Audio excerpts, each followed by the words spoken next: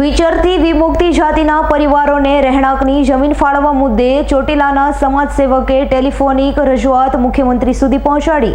વિચરતી વિમુક્તિ જાતિના પરિવારોને રહેણાંકની જમીન ફાળવવાના મુદ્દે ચોટીલાના સમાજસેવકે ટેલિફોનિક રજૂઆત મુખ્યમંત્રી સુધી પહોંચાડી હતી। વિચરતી વિમુક્તિ જાતિના 17 પરિવારો રહેવા માટેની જમીન વિહોણા થયા છે।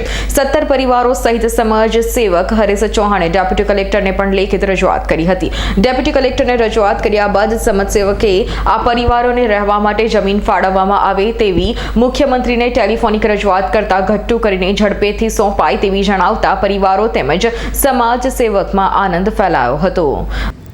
જય હિન્દ, જય ભારત। હું હરેશભાઈ ચૌહાણ આજ રોજ ગુજરાત રાજ્યના મુખ્યમંત્રી માનનીય શ્રી ભૂપેન્દ્રભાઈ પટેલ દ્વારા જે અમારી વર્ષો જૂની માંગણી છે કે જે 5-7 વર્ષથી ચોટીલા શહેરની અંદર અહીંયા આપ જોઈ શકો છો કેટલી હાલત ખરાબ છે। વિચરતી જાતિના લોકો રહે છે અને પોતાનું મજૂરી કરીને પોતાનું ગુજરાન જ્યારે ચલાવતા હોય છે ત્યારે અમોએ 2017થી આજ 2025 ચાલી રહ્યું છે ત્યાં સુધી હાલ એમના માટે મકાન વિહોણો જે પરિવાર છે મકાન વિહોણા પરિવાર માટે અમે સરકાર પાસે રજૂઆત કરી હતી જેનો આજ દિન સુધી અમને ન્યાય મળેલ નથી।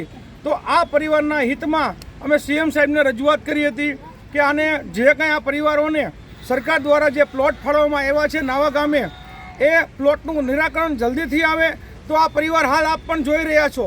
હાલ ચોમાસાની સિઝન છે, આપ જુઓ કેટલી હાલત ખરાબ છે। નાના બાળકોની પણ આજે ક્યાંક ને ક્યાંક એમના આરોગ્યનો પણ પ્રશ્ન બની રહ્યો છે। ત્યારે આજ રોજ વહેલી સવારમાં 12 વાગે મુખ્યમંત્રી કાર્યાલયથી શ્રી માનનીય મુખ્યમંત્રી શ્રી ભૂપેન્દ્રભાઈ પટેલે મને ફોન કર્યો હતો એક સામાજિક કાર્યકર તરીકે અને આ પ્રશ્નની તમામ વિગતો અમને પૂછી હતી। જે વિગતો અમે એમને પરફેક્ટ આપી છે અને મુખ્યમંત્રી શ્રીએ જે કાંઈ આમાં ઘટે છે એના માટે તત્કાલ ઘટતું કરવાની જિલ્લા તંત્રને સૂચના આપી છે।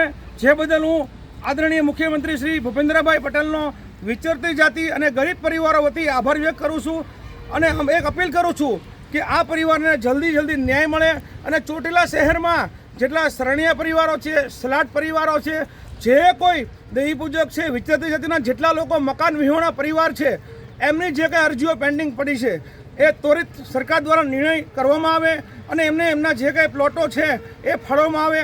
ફરીવાર હું મુખ્યમંત્રીશ્રીનો આભાર વ્યક્ત કરું છું। જય હિન્દ, જય ભારત। કે એક નાના માણસોનો પ્રશ્ન એમને સાંભળો। જય હિન્દ। વિક્રમસિંહ જાડેજાનો રિપોર્ટ, S9 ન્યૂઝ, ચોટીલા। અમારી તમામ માહિતીથી અપડેટ રહેવા માટે જોડાયેલા રહો S9 ન્યૂઝ સાથે।